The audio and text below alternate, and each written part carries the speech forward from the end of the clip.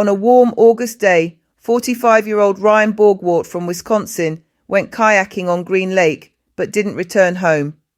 When his car was found near the lake and his capsized kayak discovered in 200-foot deep waters with personal belongings floating nearby, it seemed like a tragic accident. His wife, Emily, and their 3 teenage children were heartbroken but determined. Emily launched a massive search effort, rallying the community, raising funds, and sharing messages of hope.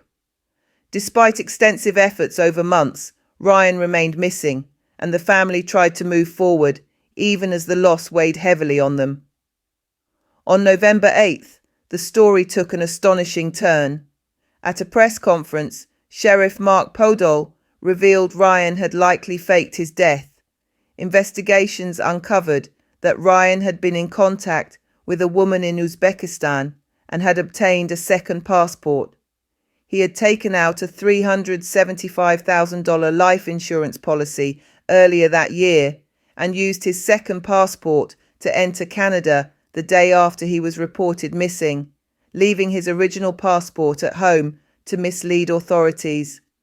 To cover his tracks, Ryan removed his laptop's hard drive, erased search histories, altered email addresses linked to bank accounts, and transferred funds abroad. In the immediate hours and days after Borgwardt's reported disappearance, search teams found a capsized kayak and life jacket in the deepest part of the lake, his van and trailer parked by the boat launch, and eventually his fishing rod and a tackle box that also contained his keys and a wallet. But after weeks of scouring Green Lake, no indication of the father of 2 high schoolers and a 7th grader. Emily was informed privately before the news broke, but kept the betrayal to herself until telling her children the day before the announcement.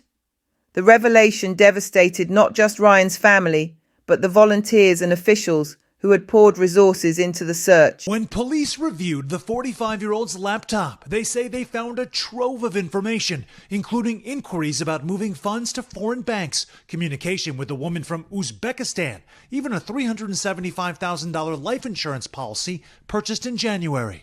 The sheriff says his passport was checked by Canadian authorities the day after his reported disappearance.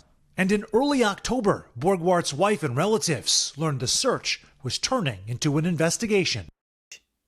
Keith Cormican, a leader of the search effort, expressed frustration at the emotional and financial toll, saying he hoped Ryan would come forward to help his family find closure. Authorities confirmed Ryan was no longer in Green Lake, but had no knowledge of his current location. They are seeking restitution for the taxpayer money spent on the search, but it remains unclear if Ryan will face legal consequences. Meanwhile, Emily symbolized her quiet resilience by changing her social media profile to a photo bearing the words, "Be still."